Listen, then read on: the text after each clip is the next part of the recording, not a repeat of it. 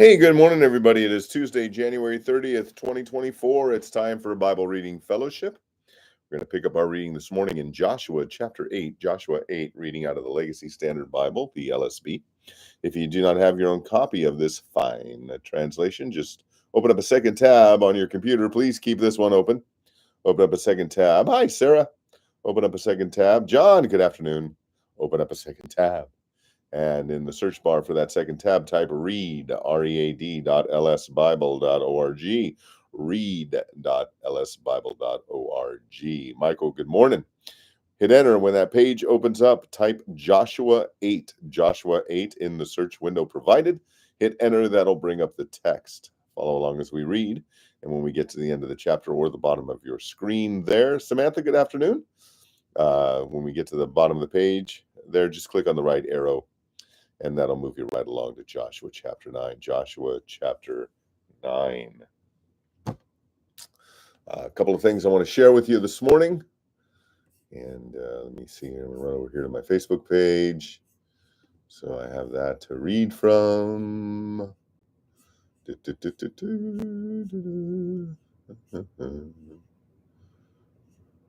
we go.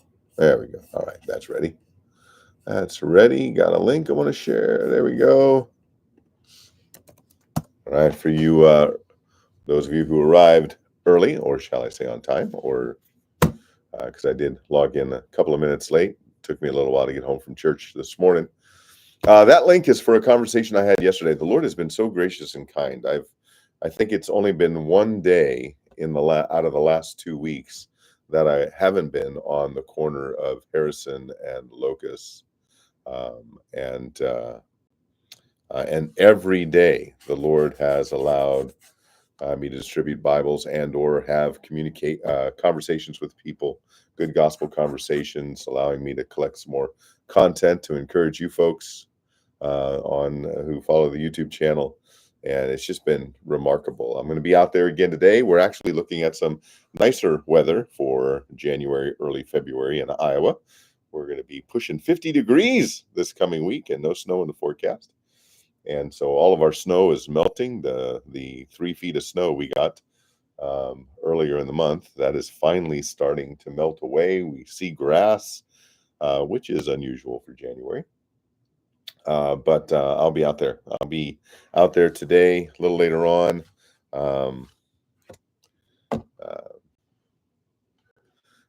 The book, if you're following the chronicles of the book I'm working on, it is done. The draft is done. We are very, very close. One prominent pastor theologian who has agreed to read the book with the hope of endorsing it. He has the manuscript now. 9 other pastors have agreed to read it with the thought of endorsing it. And so they'll be receiving the draft soon. And then 2 more very high profile pastors. We're hoping. We haven't approached them yet, but we're hoping that they're going to read the book, with one of them hopefully writing a foreword to it. So exciting times.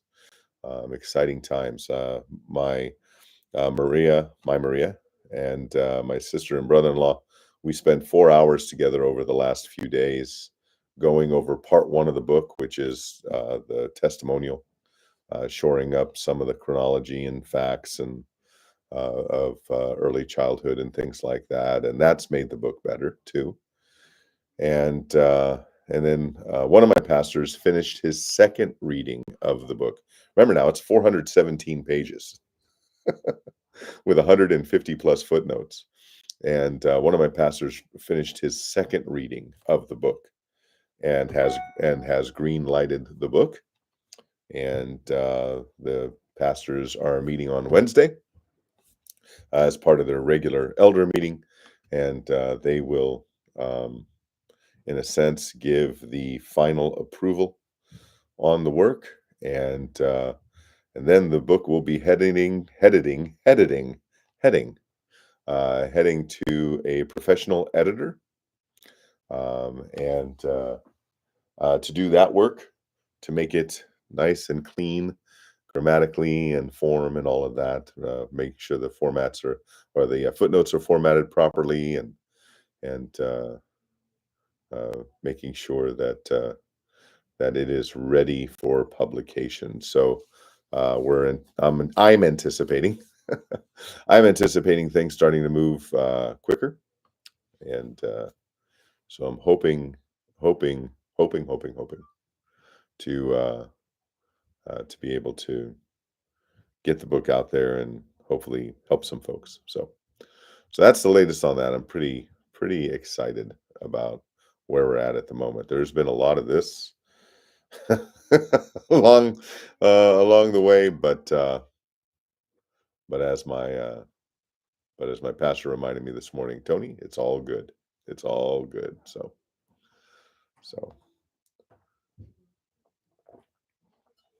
now the link I shared with you there, and I'll share it again for those of you who are just arriving. Link I shared with you is of a conversation with a young man named Isaiah that I had yesterday afternoon out on the corner of Harrison and Locust. That's a brief conversation. Interesting how quickly he had to leave after hearing the gospel. He is a professing Christian. Unfortunately, he attends a church that is anything but a church. Woke ideology. They see themselves as allies to the LGBTQ community. They want to destigmatize abortion so that they can continue the conversation. And they say, the pastor in a video says, we're neither pro-life nor pro-choice. So you're pro-ambiguity. So you're pro-sitting on the fence. So bye, Amanda. Have a great day, honey. Michael, I don't know if I said good morning to you. Good morning to you, Michael. Maria, good morning. So anyways, but a very nice young man, and he heard the gospel, and I was able to pray for him. And so my son-in-law, Donnie, was out there with me part of the time yesterday and was there for that conversation. And so you'll see him in the video. And so, yeah, I hope that encourages you. There is the link. Oh, well, good morning again. Hey, I'm going to be 60 years old in 3 weeks. And so, Michael, my short-term memory is short. It's Michael, right? Michael. All right. Yesterday we spent about a half hour. Yesterday we spent about a half hour at the end of the broadcast, bringing you up to speed on the, well, I guess we can call it a situation with Pastor Alistair Begg, well-respected pastor, who encouraged grandma to not only attend the trans wedding, but take a present. And he's come out with a response, about a 45-minute audio response, audio of him addressing his church family, I think on a Sunday evening.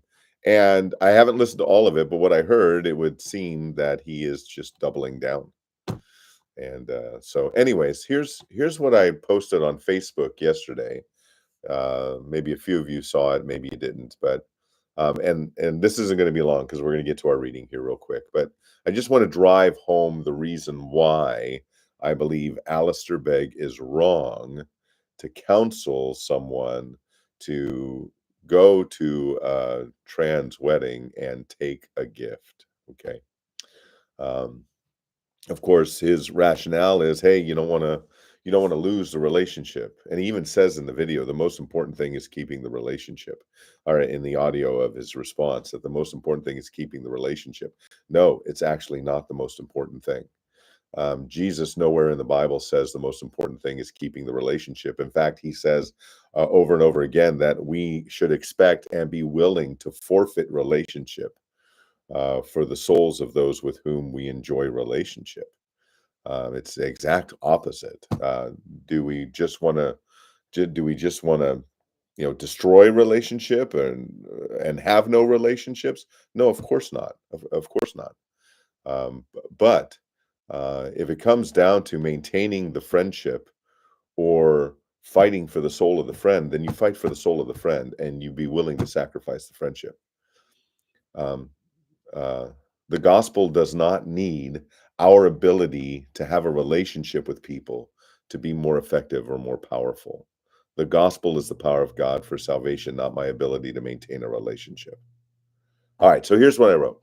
You're ministering outside an abortuary, and a car pulls up into the parking lot. The young woman in the passenger seat jumps out and rushes toward the front door. You plead with her to stop and talk. She gives you the finger as she enters the building. Your attention turns to the driver, who is waiting in the car. After a few moments, the driver gets out of the car and walks toward you. She's not enraged. It looks like she wants to talk. You plead with the driver to go inside and convince her friend or family member to come out and not kill her baby. Look, I'm a Christian too, she begins. I would never have an abortion myself. I even tried to talk her out of it, but she's determined. So, why did you drive her here? You ask. Well, while I don't support what she's doing, I love and support her. And I want to maintain the relationship. Maybe by being here for her, I can show her the love of Jesus, she explains. Well, after more than a decade outside of places of death, I can testify that I have had more conversations like this than I care to count. My response to professing Christians who serve as death escorts is to liken them to someone driving their friend to rob a 7-Eleven. For you outside the United States, that's a convenience store. To rob a 7-Eleven, the driver is guilty of the same crime as the person who says, stick 'em up. See Romans 1:28-32. How would you counsel the person driving a woman to an abortuary in order to maintain relationship with someone who has murder in her heart? Would you agree with the driver's rationale of being against abortion while assisting in the commission of one? How about this? Would you give the murderous mom a present in that situation to show her that while you disagree with what she's doing, you love her? Sounds ludicrous, doesn't it? Welcome to Alistair Beggs and those who agree with him. Rationale for Christians attending a trans wedding if invited with a gift in tow. The loving thing the professing Christian friend of an abortive mother should do is say, because I love you and because I love the Lord more, I will not help you kill your baby. Turn to Christ and live and let your baby live. I'm here to help you do the right thing, but I can't participate in your sin. The Christian must be willing to sacrifice the friendship for the soul of the friend. Alistair Begg should have counseled the grandma the same way. He was in error by counseling her to go with a gift to the abomination pretending to be a wedding. He encouraged her to make the friendship more important than the soul of the friend. He encouraged her to put the glorification of Christ on a shelf in order to participate in putting something God hates on a pedestal. That's what I think about that. So.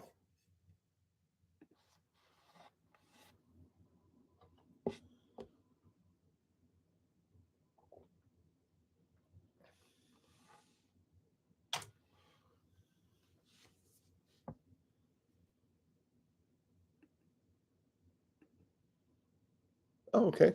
First time out by yourself? Yeah, I'll pray for you, Michael. I spend most of my days out on the streets by myself, so I get it. Yes, we will pray for you. John Lee, good morning. And yeah, Samantha, I started listening to it last night, but I'm old and I fell asleep as I was listening to it. So I plan to listen to it in its entirety again. But the title, how Alistair Begg and his church has titled the response, um, is a false dichotomy. It's a false dichotomy. It it presents only two possible options. Let me find that. Um, I want to make sure I'm quoting the title rightly here. Compassion versus condemnation. Compassion versus condemnation. Well, that's a false dichotomy. It's as if you're either compassionate or you're condemning. And that's a false dichotomy. Those aren't the only two options, compassion or condemnation. Um, and so, but yeah, I'm going to listen to it. It's in its entirety, probably sometime this morning when I am wide awake. Yeah, and I do. I plan to give it its due, Samantha. I mean, I owe Alistair Begg at least that, right? I'm I'm in a sense complaining about what he did, and he's given a response, and so I'm going to listen to that response in its entirety. But um, uh, what I listened to gave indication that he was going to be doubling down on that. So, and if I'm wrong about that, I will certainly retract what I just said. Um, but uh, I am going to give it a listen. All right. And last time there's a link for I think it was like a 12, 13-minute video, my short gospel conversation with Isaiah yesterday. And hope you'll watch that and you can be praying for him too. So,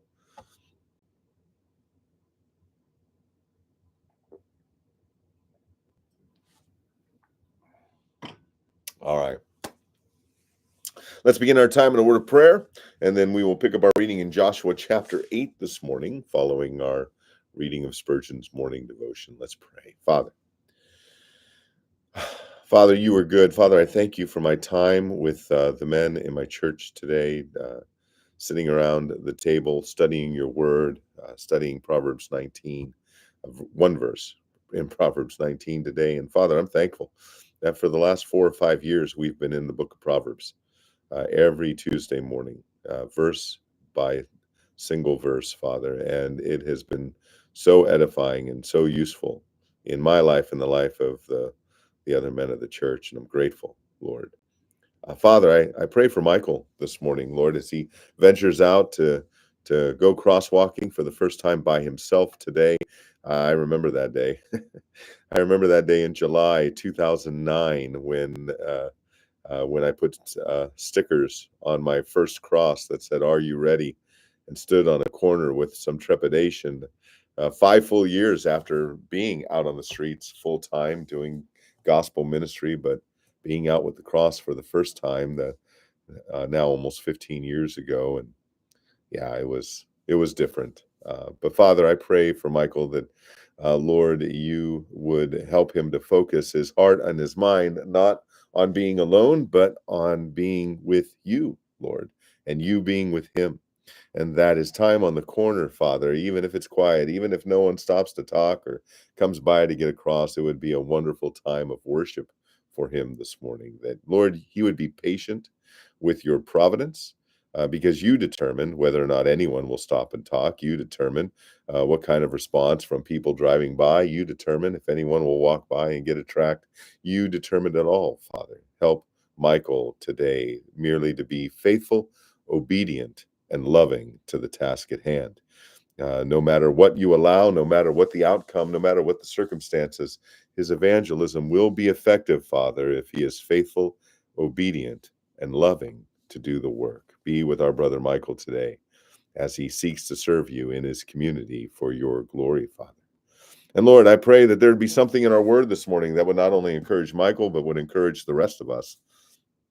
Lord, further equip us for our day, as we read yesterday about the exhortation to Joshua and to the people of Israel to be strong and courageous. Well, Joshua certainly would be, and the people of Israel would falter over and over again. But Lord, let us be a people who take you at your word, who live by your word, who love your word, who abide in your word, who are encouraged by your word, who are challenged, corrected by your word, Father. Let it all happen today, Lord. Ultimately, Father, we want you to do what you will for your own glory as we read your word this morning. In Jesus' name, amen. Amen.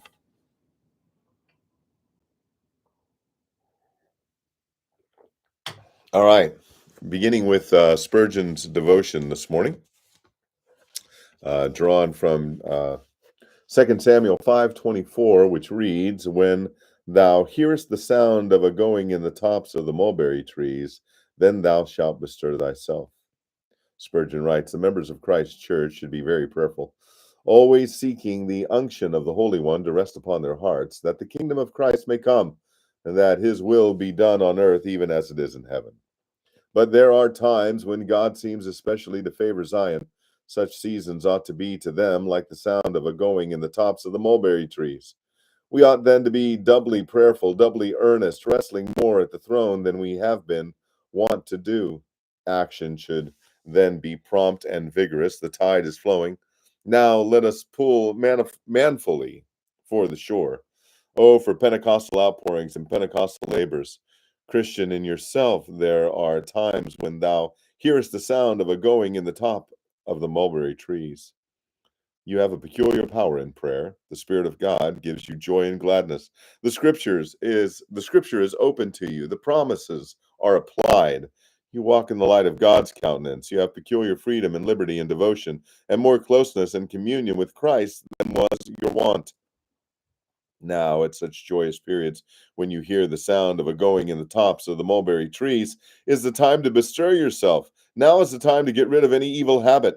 While God, the Spirit, helpeth your infirmities, spread your sail, but remember what you sometimes sing. Oh, can I only spread the sail? Thou must breathe the auspicious gale. Only be sure you have the sail up. Do not miss the gale for want of preparation for it.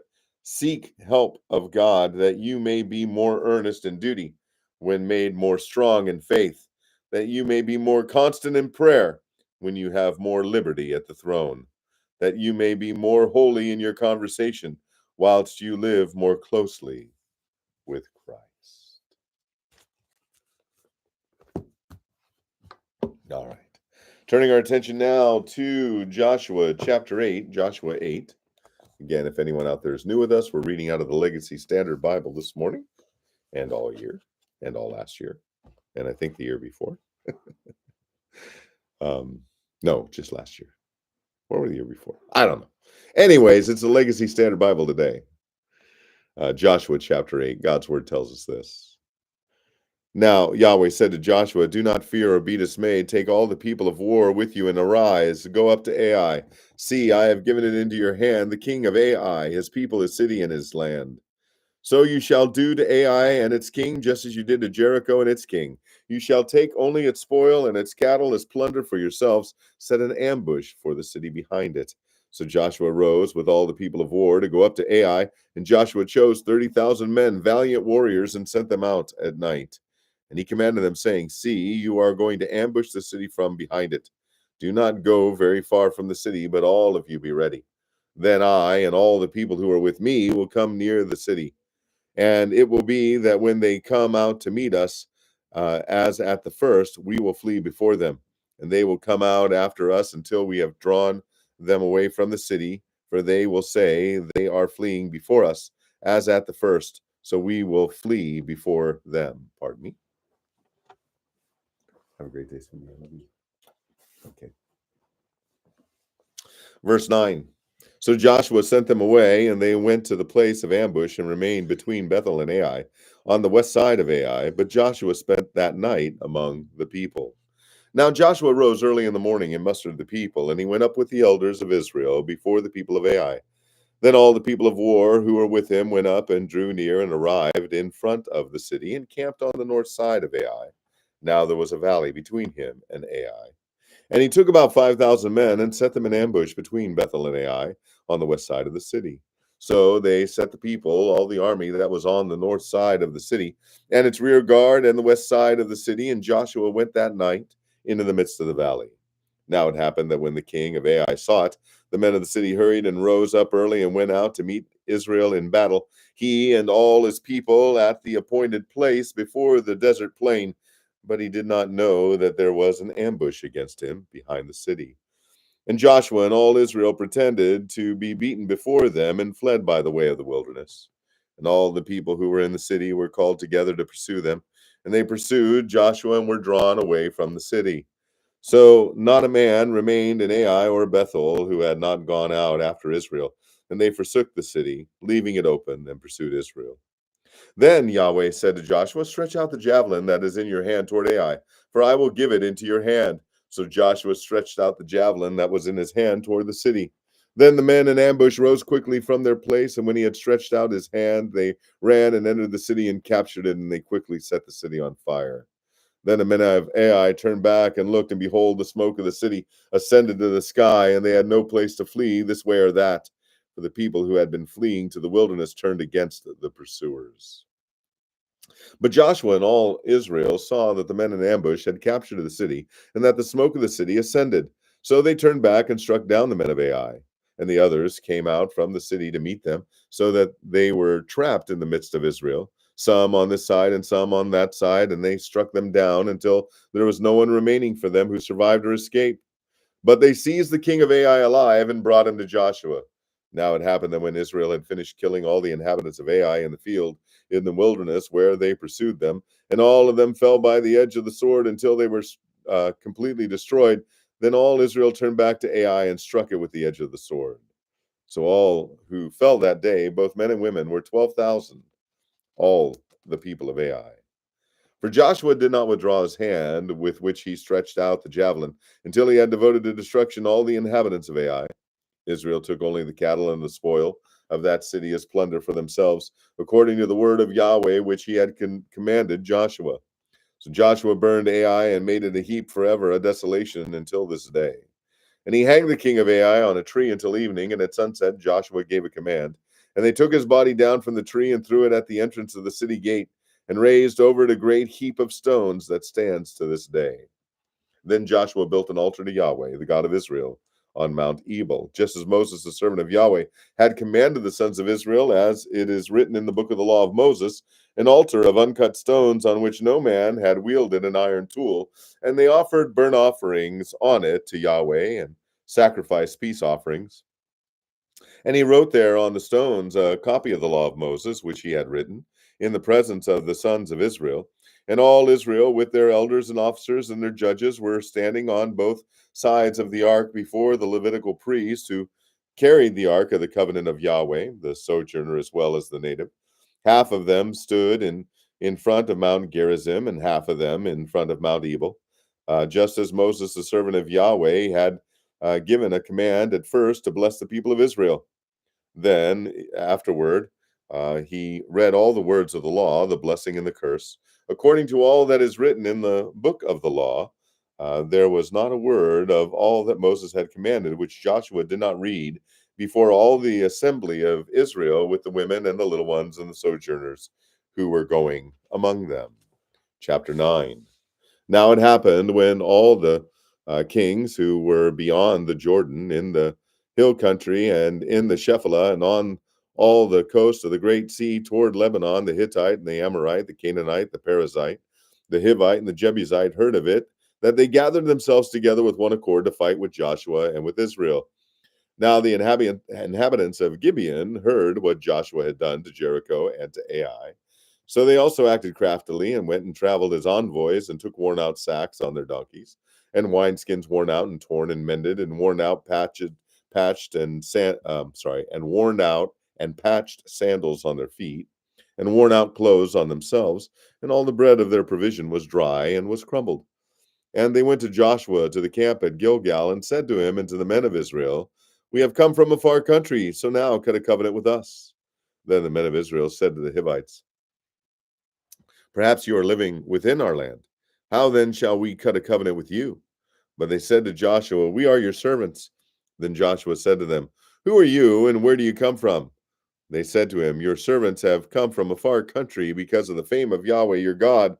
For we have heard the report of him and all that he did in Egypt, and all that he did to the two kings of the Amorites who were beyond the Jordan, to Sihon, king of Heshbon, and to Og, king of Bashan, who was at Ashtaroth. So our elders and all the inhabitants of our country spoke to us, saying, 'Take provisions in your hand for the journey, and go to meet them, and say to them, We are your servants. Now then, cut a covenant with us.' This bread of ours was warm when we took it for our provisions out of our houses on the day we left to come to you. But now, behold, it is dry and has become crumbled. And these wineskins which we filled, were new, and behold, they are torn. And these clothes of ours and our sandals are worn out because of this very long journey." So the men of Israel took some of their provisions, but they did not ask for the command of Yahweh. And Joshua made peace with them and cut a covenant with them to let them live. And the leaders of the congregation swore an oath to them. Now it happened at the end of 3 days, after they had cut a covenant with them, that they heard that they were near them, and that they were living nearly among them. Then the sons of Israel set out and came to their cities on the third day. Now their cities were Gibeon and Shephirah and Beeroth and Kiriath Jearim. But the sons of Israel did not strike them down because the leaders of the congregation had sworn to them by Yahweh, the God of Israel. And the whole congregation grumbled against the leaders. Then all the leaders said to the whole congregation, "We have sworn to them by Yahweh, the God of Israel, so we cannot touch them. This we will do to them, even let them live, so that wrath will not be upon us for the oath which we swore to them." So the leaders said to them, "Let them live." Thus they became hewers of wood and drawers of water for the whole congregation, just as the leaders had spoken to them. Then Joshua called for them and spoke to them, saying, "Why have you deceived us, saying, 'We are very far from you,' when you are living nearly in the midst of us? So now you are cursed, and you shall never be cut loose from being slaves, both hewers of wood and drawers of water for the house of my God." So they answered Joshua and said, "Because it was certainly told to your slaves that Yahweh your God had commanded his servant Moses to give you all the land and to destroy all the inhabitants of the land before you. Therefore we feared greatly for our lives because of you, and have done this thing. So now behold, we are in your hands. Do as it seems good and right in your sight to do to us."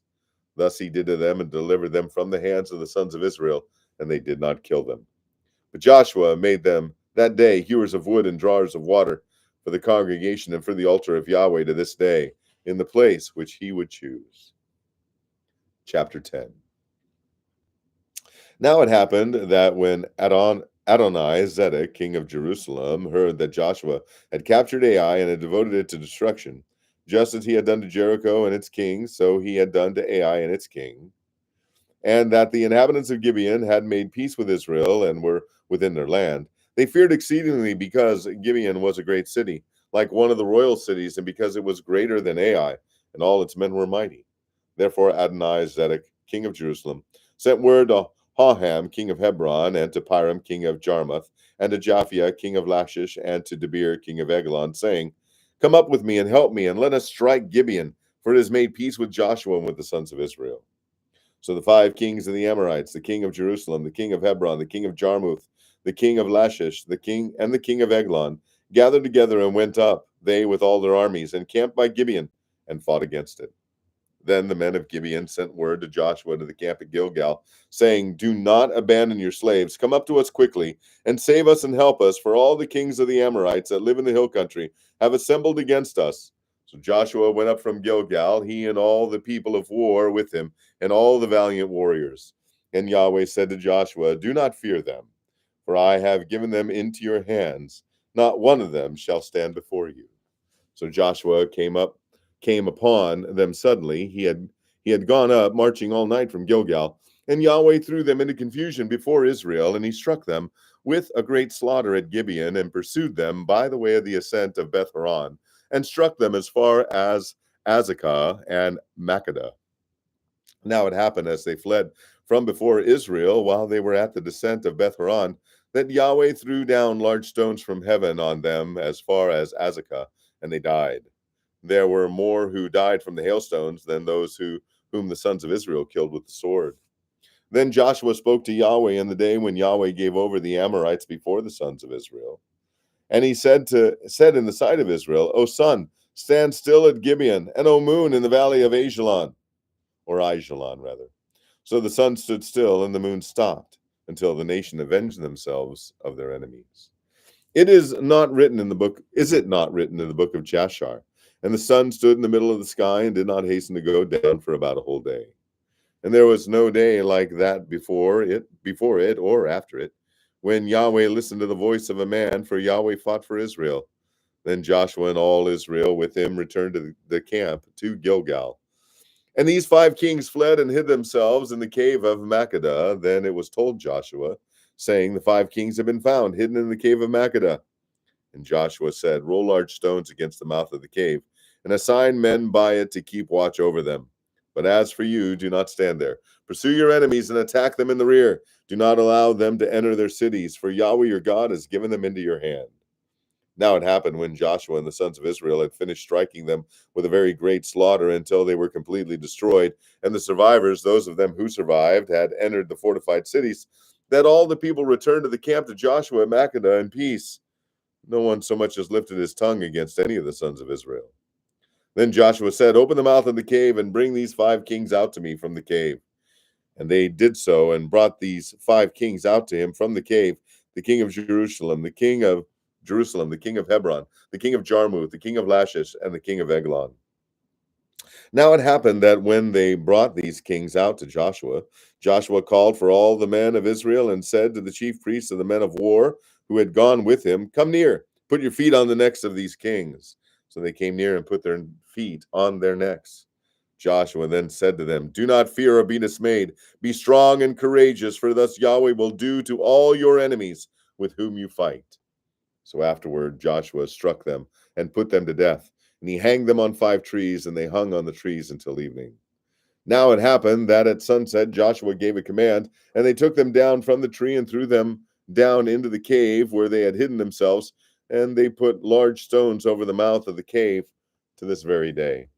Now Joshua captured Makkedah on that day and struck it and its king with the edge of the sword. He devoted it to destruction, and every person who was in it. He left no survivor. Thus he did to the king of Makkedah, just as he had done to the king of Jericho. Then Joshua and all Israel with him passed on from Makkedah to Libnah and fought against Libnah. And Yahweh gave it also with its king into the hands of Israel, and he struck it and every person who was in it with the edge of the sword. He left no survivor remaining in it. Thus he did to its king, just as he had done to the king of Jericho. And Joshua and all Israel with him passed on from Libnah to Lachish, and they camped by it and fought against it. And Yahweh gave Lachish into the hands of Israel, and he captured it on the second day, and struck it and every person who was in it with the edge of the sword, according to all that he had done to Libnah. Then Horam, king of Gezer, came up to help Lachish, and Joshua struck him and his people down until there was no survivor remaining for him. And Joshua and all Israel with him passed on from Lachish to Eglon, and they camped by it and fought against it. And they captured it on that day and struck it with the edge of the sword, and every person who was in it. He devoted to destruction on that day according to all that he had done to Lachish. Then Joshua and all Israel with him went up from Eglon to Hebron, and they fought against it. And they captured it and struck it and its king and all its cities and all the persons who were in it with the edge of the sword. He left no survivor remaining according to all that he had done to Eglon. And he devoted it and every person who was in it to destruction. Then Joshua and all Israel with him returned to Debir, and they fought against it. And he captured it and its king and all its cities, and they struck them with the edge of the sword, and devoted every person who was in it to destruction. He left no survivor remaining, just as he had done to Hebron. So he did to Debir and its king, as he had also done to Libnah and its king. Thus Joshua struck all the land, the hill country and the Negev, and the Shephelah and the slopes, as well as all their kings. He left no survivor remaining, but he devoted to destruction all who breathed, just as Yahweh, the God of Israel, had commanded. And Joshua struck them from Kadesh Barnea, even as far as Gaza, and all the country of Goshen, even as far as Gibeon. And Joshua captured all these kings and their lands at one time, because Yahweh, the God of Israel, fought for Israel. So Joshua and all Israel with him returned to the camp at Gilgal. Chapter 11. Now it happened, when Jabin king of Hazor heard of it, that he sent to Jobab king of Madon, and to the king of Shimron, and to the king of Akshaph,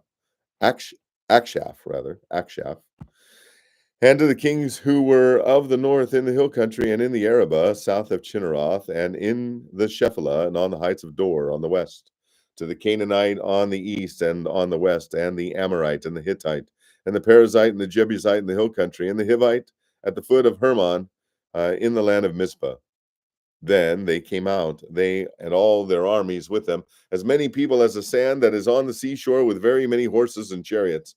So all of these kings agreed to meet, and they came and encamped together at the waters of Merom to fight against Israel. Then Yahweh said to Joshua, "Do not be afraid because of them, for tomorrow at this time I will give all of them over, slain before Israel. You shall hamstring their horses and burn their chariots with fire." So Joshua and all the people of war with him came upon them suddenly by the waters of Merom, and they fell upon them, and Yahweh gave them into the hand of Israel, so that they struck them down, and they pursued them as far as Great Sidon and Misrephoth Maim, and the valley of Mizpah to the east, and they struck them until there was no survivor remaining for them. And Joshua did to them as Yahweh had said to him. He hamstrung their horses and burned their chariots with fire. Then Joshua turned back at that time and captured Hazor and struck its king with the sword, for Hazor formerly was the head of all these kingdoms. And they struck every person who was in it with the edge of the sword, devoting them to destruction. There was no one left who breathed, and he burned Hazor with fire. And Joshua captured all the cities of these kings and all their kings, and he struck them with the edge of the sword, and he devoted them to destruction, just as Moses, the servant of Yahweh, had commanded.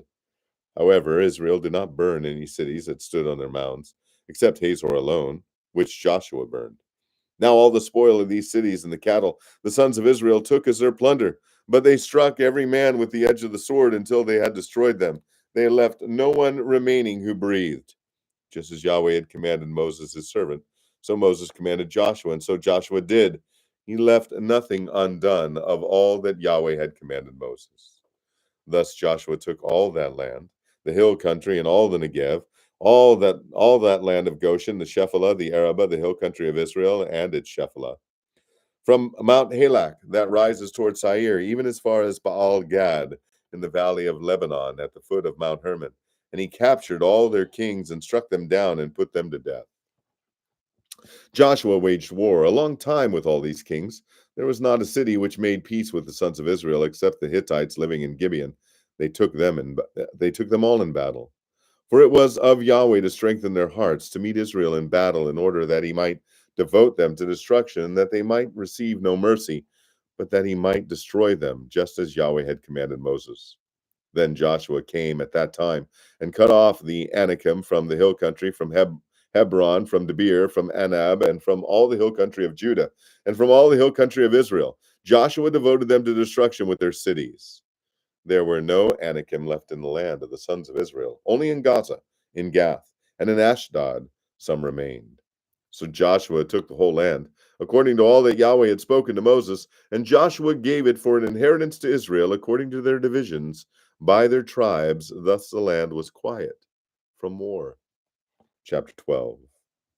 Now these are the kings of the land whom the sons of Israel struck down, and whose land they possessed beyond the Jordan to the east toward the sunrise, from the valley of the Arnon as far as Mount Hermon, and all the Arabah to the east. Sihon, king of the Amorites, who lived in Heshbon, and ruled from Aroer, which is on the edge of the valley of the Arnon, both the middle of the valley and half of Gilead, even as far as the brook of Jabbok, the border of the sons of Ammon, and the Arabah as far as the sea of Chinneroth toward the east, and as far as the sea of the Arabah, even the salt sea, eastward toward Beth Sheshemoth, and on the south at the foot of the slopes of Pisgah, and the territory of Og, king of Bashan, one of the remnant of the Rephaim, who lived at Ashtaroth and at Edrei, and ruled over Mount Hermon and Salakah, and all Bashan, as far as the border of the Gershurites and the Maacathites, and half of Gilead, as far as the border of Sihon, king of Heshbon. Moses, the servant of Yahweh, and the sons of Israel struck them down. And Moses, the servant of Yahweh, gave it to the Reubenites and the Gadites and the half tribe of Manasseh as a possession. Now these are the kings of the land whom Joshua and the sons of Israel struck down before the Jordan toward the west, from Baal Gad in the valley of Lebanon, even as far as Mount Halak, which rises toward Seir. And Joshua gave it to the tribes of Israel as a possession according to their divisions. In the hill country, and in the Shephelah, and in the Arabah, and on the slopes, and in the wilderness of the Negev, the Hittite, the Amorite, and the Canaanite, the Perizzite, the Hivite, and the Jebusite. The king of Jericho won. The king of Ai, which is beside Bethel, won. The king of Jerusalem won. The king of Hebron won. The king of Jarmuth won. The king of Lachish won. The king of Eglon won. The king of Gezer won. The king of Debir won. The king of Geber won. The king of Hormah won. The king of Arad won. The king of Libnah won. The king of Adullam won. The king of Maacada won. The king of Bethel won. The king of Tapua won. The king of Hepher won. The king of Aphek won. The king of Lasharon won. The king of Madon won. The king of Hazor won. The king of Shimron Meron won. The king of Akshaph won. The king of Taanach won. The king of Megiddo won. The king of Kadesh won. The king of Jokneam in Carmel won. The king of Dor in the heights of Dor won. The king of Goyim in Gilgal won. The king of Tirzah won, and all 31 kings. Chapter 13. Now Joshua was old, advanced in years, and Yahweh said to him, "You are old, advanced in years, and very much of the land remains to be possessed. This is the land that remains, all the regions of the Philistines, and all those of the Geshurites, from the Shihor, which is east of Egypt, even as far as the border of Ekron to the north. It is counted as Canaanite. The five lords of the Philistines, the Gazite, the Ashdodite, the Ashkelonite, the Gittite, the Ekronite, and the Avite. To the south, all the land of the Canaanite and Mira that belonged to the Sidonians, as far as Aphak, to the border of the Amorite, and the land of the Gebelite, and all of Lebanon to the east toward the sunrise, from Baal Gad below Mount Hermon, as far as Lebo Hamath. All the inhabitants of the hill country from Lebanon as far as Misrephoth Maim, all the Sidonians, I will dispossess them from before the sons of Israel. Only allot it to Israel for an inheritance as I have commanded you. So now apportion this land for an inheritance to the 9 tribes and the half tribe of Manasseh. With the other half tribe, the Reubenites and the Gadites received their inheritance, which Moses gave them beyond the Jordan to the east, just as Moses, the servant of Yahweh, gave to them. From Aroer, which is on the edge of the valley of the Arnon, with the city which is in the middle of the valley, and all the plain of Medeba as far as Dibon, and all the cities of Sihon, king of the Amorites, who reigned in Heshbon, as far as the border of the sons of Ammon, and Gilead, and the territory of the Geshurites and the Maacathites, and all Mount Hermon, and all Bashan, as far as Salakah, all the kingdom of Og and Bashan, who reigned in Ashtaroth and in Edrei. He alone remained of the remnant of the Rephaim, for Moses struck them and dispossessed them. But the sons of Israel did not dispossess the Gershurites and the Maacathites, so Gesher, and Maacath lived among Israel until this day. Only to the tribe of Levi he did not give an inheritance. The offerings by fire to Yahweh, the God of Israel, are their inheritance, as he spoke to them. So Moses gave an inheritance to the tribe of the sons of Reuben according to their families, and their territory was from Aroer, which is on the edge of the valley of the Arnon, with the city which is in the middle of the valley, and all the plain by Medeba, Heshbon, and all the cities which are on the plain, Dibon, and Bamoth Baal, and Beth Baal Meon, and Jahaz, and Kedemoth, and Mephaath, and Kiriathaim, and Sibmah, and Zerath Shahar, on the hill of the valley, and Beth Peor, and the slopes of Pisgah, and Beth Jeshemoth. Even all the cities of the plain and all the kingdom of Sihon, king of the Amorites, who reigned in Heshbon, whom Moses struck with the leaders of Midian, Evi, and Rechem, and Zur, and Hur, and Reba, the princes of Sihon, who lived in the land. The sons of Israel also killed Balaam, the son of Beor, the diviner, whom with the sword among the rest of their slain. And the border of the sons of Reuben was the Jordan. This was the inheritance of the sons of Reuben, according to their families, the cities and their villages. Moses also gave an inheritance to the tribe of Gad, to the sons of Gad, according to their families. And their territory was Jazer, and all the cities of Gilead, and half the land of the sons of Ammon, as far as Aroer, which is before Rabbath, and from Heshbon, as far as Ramath Mizpah and Betonim, and from Mahanaim, as far as the border of Debir. And in the valley, Beth Haram, and Beth Nimrah, and Succoth, and Zaphon, the rest of the kingdom of Sihon, king of Heshbon, with the Jordan as a border, as far as the lower end of the sea of Chinnereth, beyond the Jordan to the east. This is the inheritance of the sons of Gad, according to their families, the cities and their villages. Moses also gave an inheritance to the half tribe of Manasseh, and it was for the half tribe of the sons of Manasseh, according to their families. And their territory was from Mahanaim, all Bashan, all the kingdom of Og, king of Bashan, and all of Havoth Jair, which are in Bashan, 60 cities. Also half of Gilead with Ashtaroth and Edrei, the cities of the kingdom of Og and Bashan, were of the sons of Machir, the son of Manasseh, for half of the sons of Machir according to their families. These are the territories which Moses apportioned for an inheritance in the plains of Moab, beyond the Jordan at Jericho to the east. But to the tribe of Levi, Moses did not give an inheritance. Yahweh, the God of Israel, is their inheritance, as he had promised to them. Chapter 14.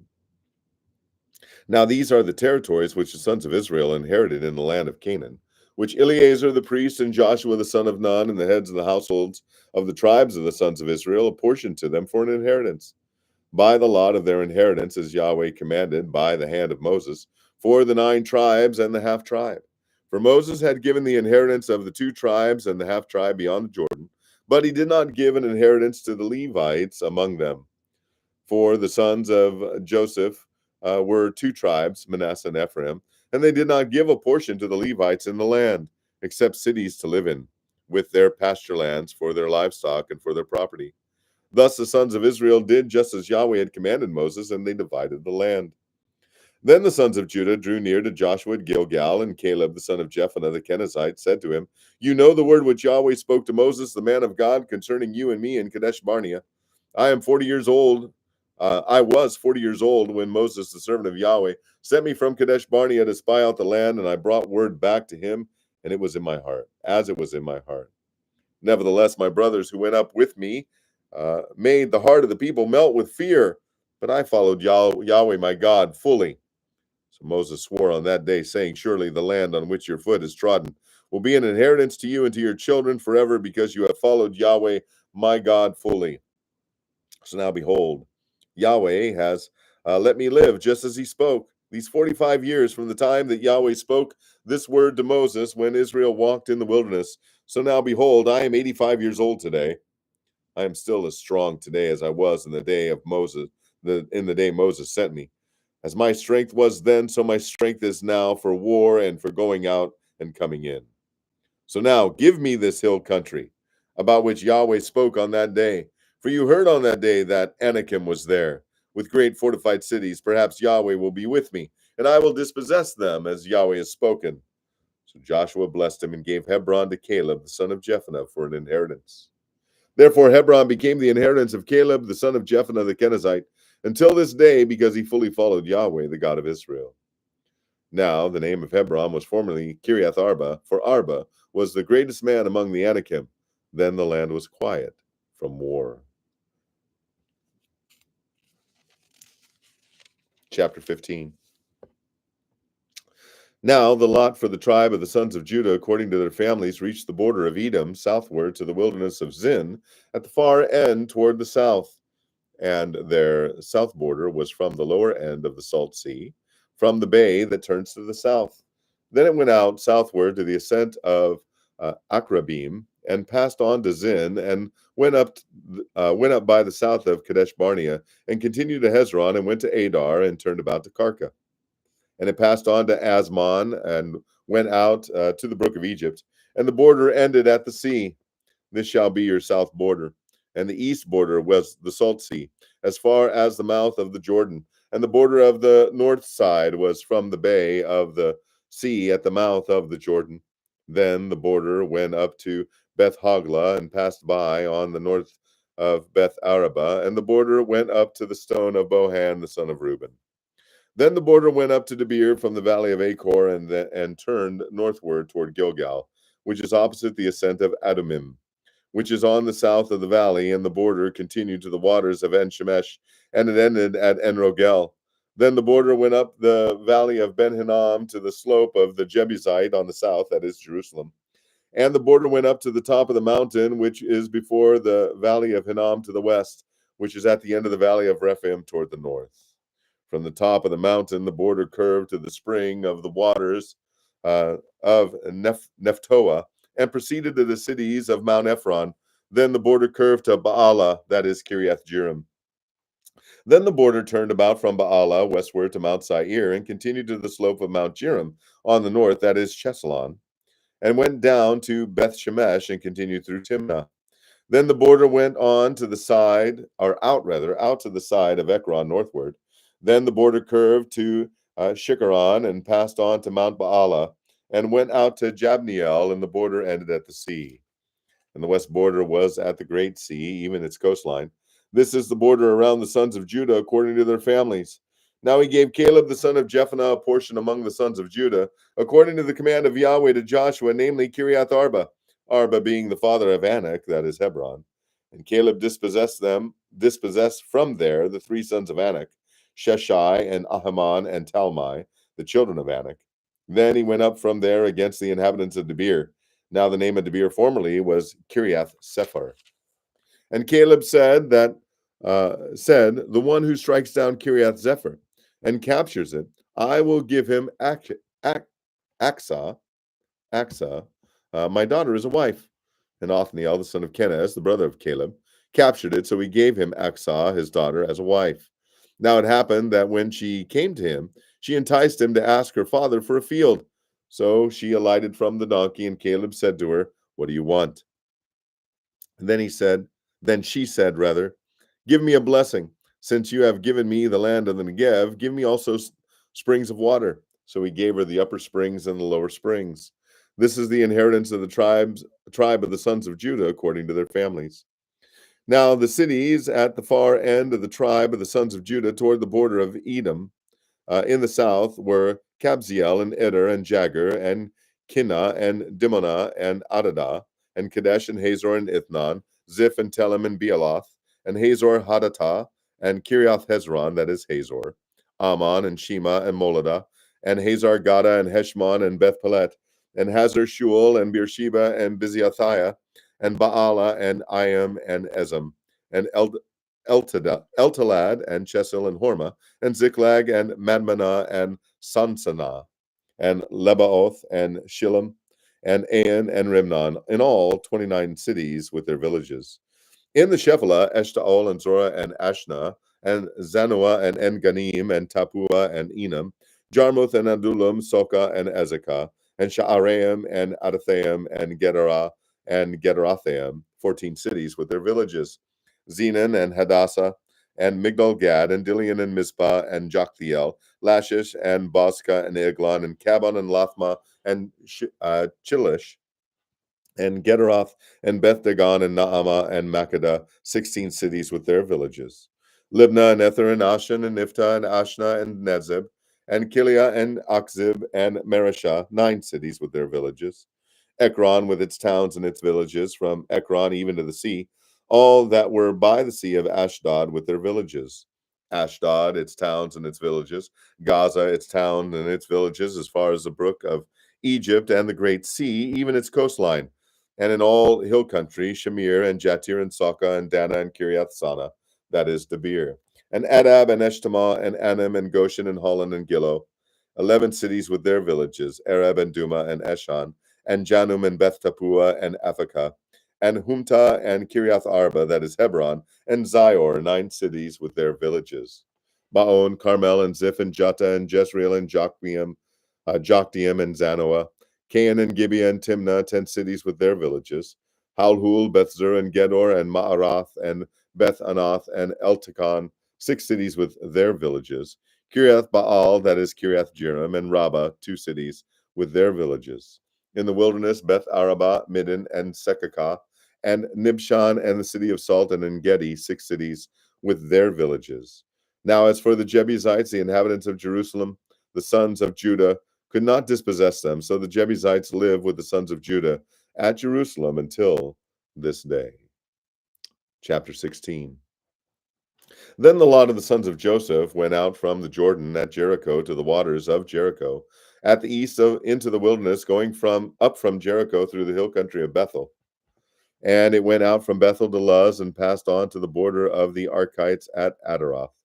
Then it went down westward to the territory of the Japhletites, as far as the territory of lower Beth Horon, even to Gezer, and it ended at the sea.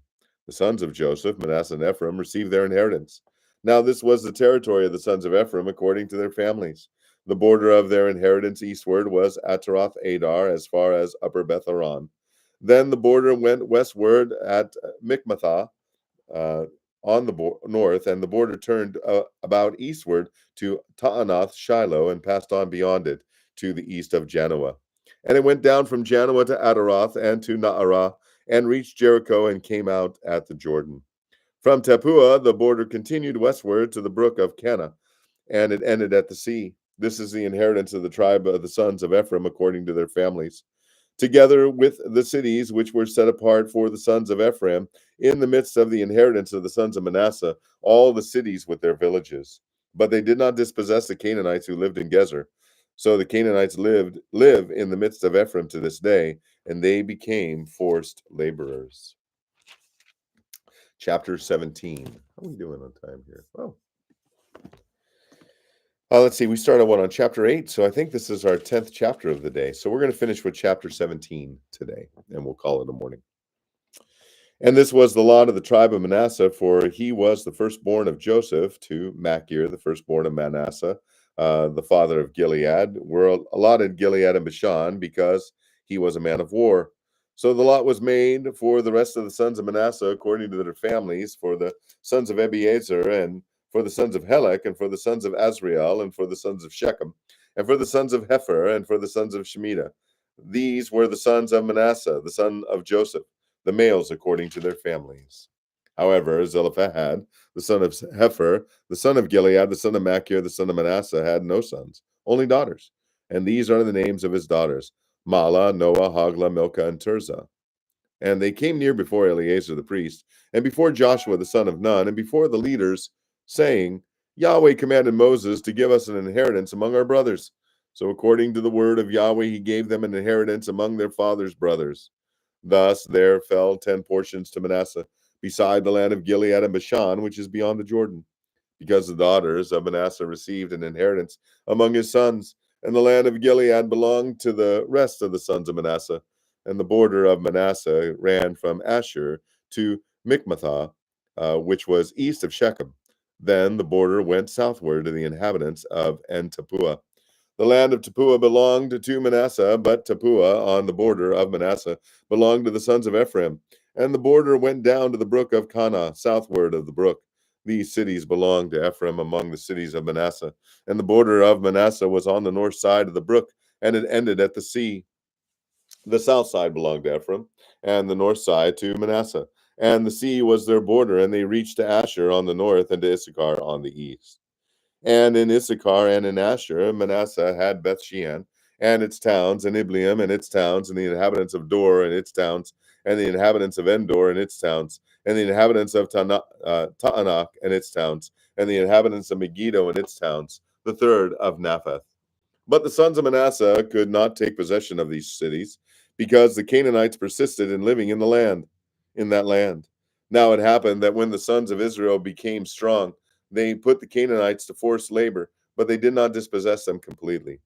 Then the sons of Joseph spoke to Joshua, saying, Why have you given me only one lot and one portion for an inheritance, since I am a numerous people from Yahweh? I'm sorry, let me read verse 14 again. Then the sons of Joseph spoke to Joshua, saying, Why have you given me only one lot and one portion for an inheritance, since I am a numerous people whom Yahweh has thus far blessed? And Joshua said to them, If you are a numerous people, go up to the forest and clear a place for yourself there in the land of the Perizzites and of the Rephaim, since the hill country of Ephraim is too narrow for you. And the sons of Joseph said, The hill country is not enough for us, and all the Canaanites who live in the valley land have chariots of iron, both those who are in Bethshean and its towns, and those who are in the valley of Jezreel. Then Joshua spoke to the house of Joseph, to Ephraim and Manasseh, saying, You are a numerous people and have great power. You shall not have one lot only, but the hill country shall be yours. For though it is a forest, you shall clear it, and to its farthest border it shall be yours. For you shall dispossess the Canaanites, even though they have chariots of iron, and even though they are strong. All right. 10 chapters today. Praise the Lord. We will pick up tomorrow at our regular time, 7 a.m. Central. Yeah, Samantha, this is always a challenge for me. This time of year is always a challenge for me. But I praise the Lord now, with this being my 8th time reading the Bible aloud. I think I'm beginning to get the hang of some of the old Hebrew names, but thanks for noticing. Hey, I hope you all have a blessed day in the Lord. We'll pick up tomorrow morning, 7 a.m. Central. That's 7 a.m. Chicago time. And we will pick up in Joshua chapter 18 for another edition of Bible Reading Fellowship. Love you guys. Hope you have a great day in the Lord. And I'll look forward to seeing you tomorrow morning.